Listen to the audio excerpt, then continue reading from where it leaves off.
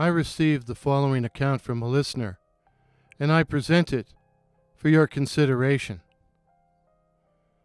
Several months ago, I got a job at a huge gas bar up on the North Service Road, the haunted North Service Road. But hey, I ain't afraid of no ghosts. I worked the graveyard shift, but I don't mind it. It's pretty quiet and I spend most of my time restocking. Let's face it, there's no foot traffic out on the service road. Generally, I work alone.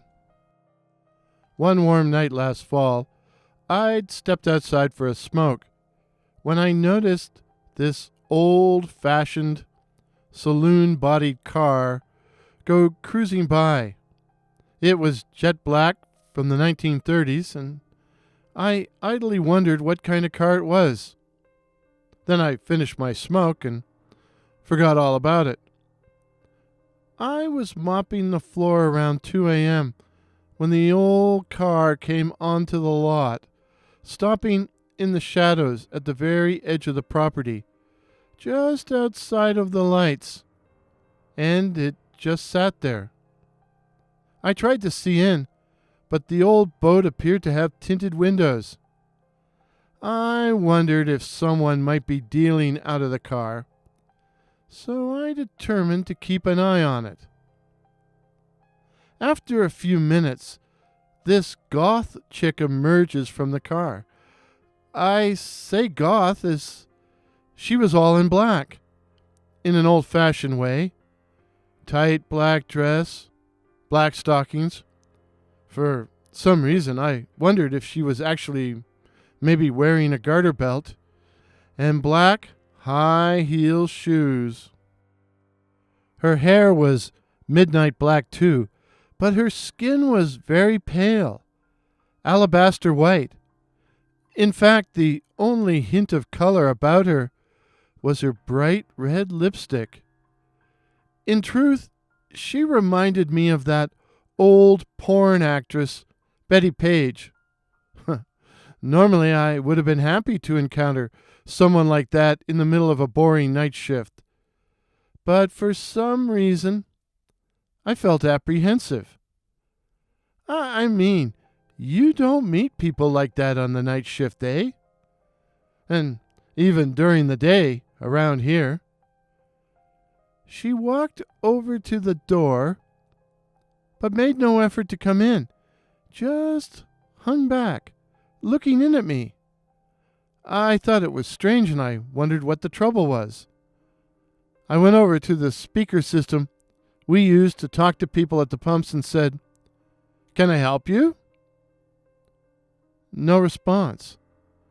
She just continued to stand there, looking in at me with, this sounds strange, but with a sort of longing or hunger. Well, I wasn't getting any work done, what with wondering what this person wanted. So I went over to the door, popped it open, and said, "Hi, can I help you?" She stood looking back at me with this arch, slightly mocking expression on her face. Normally, I might have started to get angry, but I found her very attractive, infernally attractive. I wanted to look at her, keep looking at her. I found myself saying, "Would you like to come in?" I held the door open for her, and she entered and began to move idly around the store, but her eyes always seemed to be upon me. I tried talking to her, asking her about her car, but she just looked at me with that mocking smile and remained completely silent. It was too weird. I wondered if this was some kind of setup, like a robbery or something. Was there someone else, an accomplice, in the car? I wanted to get away from her and think for a minute. I considered going outside for a smoke, but what if she followed me out there, or someone from the car accosted me?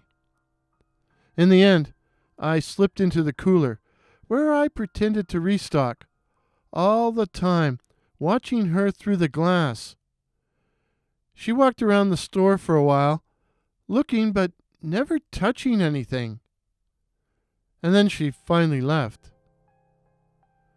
Funny, I was looking right at her, but I didn't actually see her leave.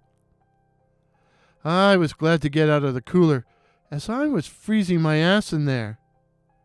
And then I was shocked to find 2 hours had gone by. Had I been in there 2 hours? 2 hours? Where did the missing time go? I had to hustle to get the rest of my work done before morning. But I did take a few minutes to review the security footage for the time she was in the store, and she wasn't on it. She wasn't fucking there. How is that possible? She wasn't on the tape at all. What just happened? When I got to work the next night at 11 p.m., Eugene, the evening guy, handed me a letter. "What's this?" Eugene shrugged. "Some guy brought it in."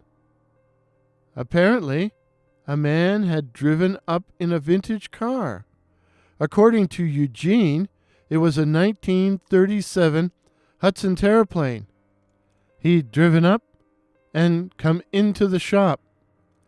The guy asked me if I was the guy on duty last night at 2 a.m., and I said no, I wasn't the guy, and that you were the guy, and that you would be on at 11 p.m., so the guy gave me the letter. Eugene was only interested in asking questions about the car, and didn't think about the strangeness of the situation, which was unusual, to say the least. He did mention the guy had black hair and was in black clothes, but that was it. I opened the envelope. Inside was a brief note in red ink and in a woman's hand. "Meet me after 2 a.m. Walk east along the service road. I'll be waiting for you."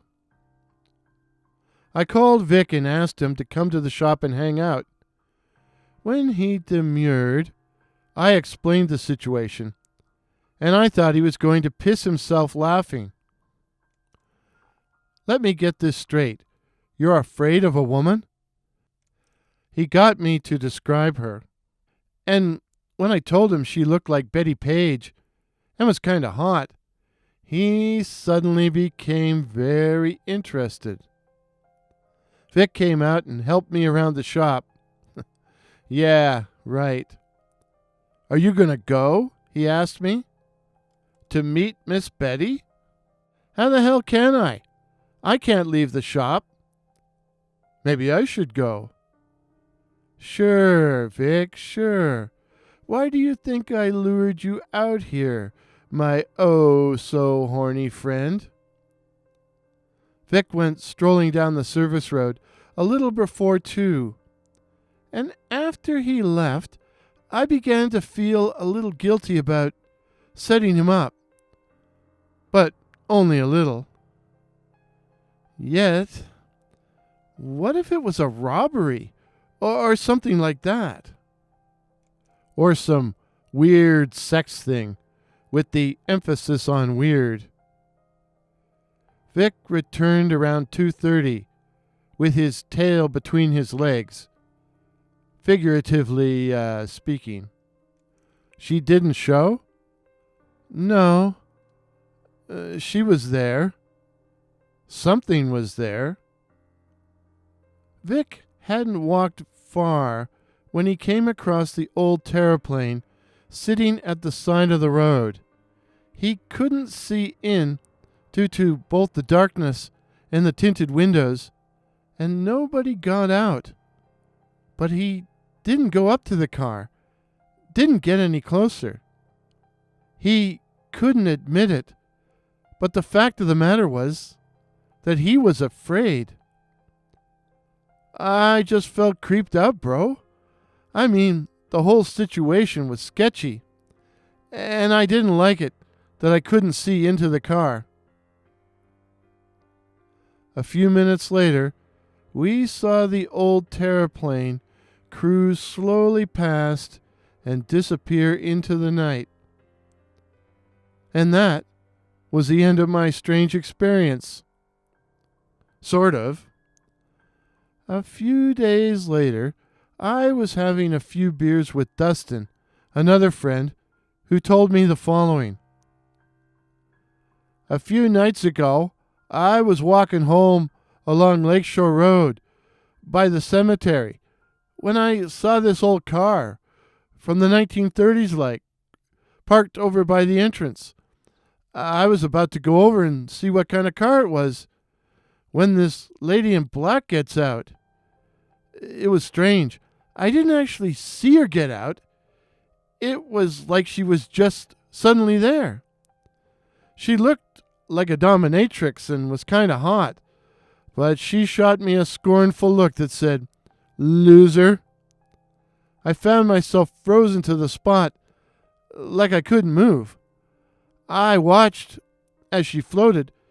She was in spike heels, but I couldn't hear the sound of footsteps, She floats over to the entrance where this guy all in black comes up to her and says, "Why, Miss Luna, you're back early."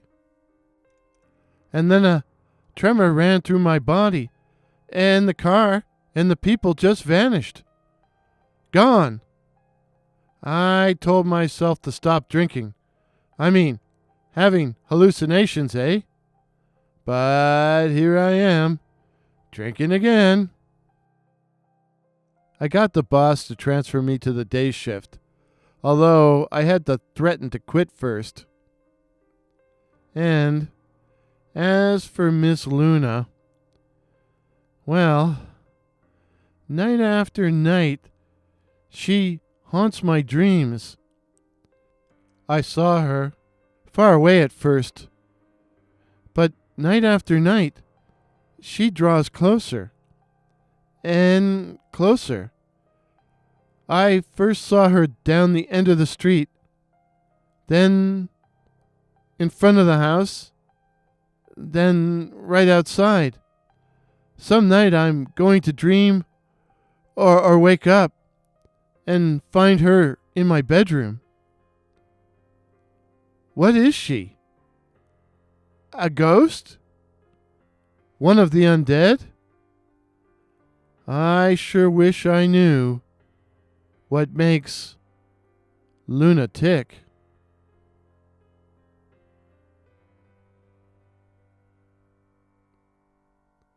If this is your first visit to my channel, please consider subscribing. My name is Warren, and I write and tell original ghost stories and original horror stories featuring such cryptids as the Night Floaters, Werewolves, and the Black-Eyed Children. So again, please consider subscribing.